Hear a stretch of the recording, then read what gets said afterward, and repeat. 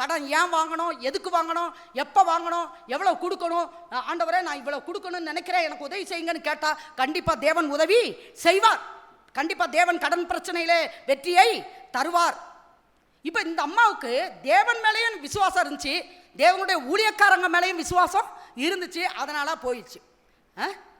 நான் சொல்கிறேன், அந்த அம்மா போனதுனால இப்போ அவர் பார்த்தாரு, சரிம்மா ஜெபம் பண்ணுவோம், அன்பின் பரலோக பிதாவே, இந்த அம்மாவுக்கு இருக்கிற கடனெல்லாம் நீர் அறிவீர், இந்த அம்மா கடன் தொல்லையிலேருந்து இந்த அம்மாவை விடுதலையாக்கும் அப்படின்னு சொல்லிட்டு ஜெபம் பண்ணி அனுப்பிட்டாரா? யார் பைபிளையாவது போட்டிருக்கா ஜெபம் பண்ணி அனுப்பிட்டாருன்னு?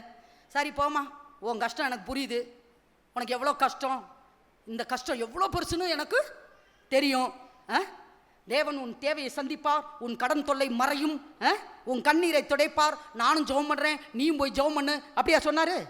இல்லை, கடன் தொல்லை மறைகிறதுக்கு ஒரு வழியையும் சொல்கிறார்.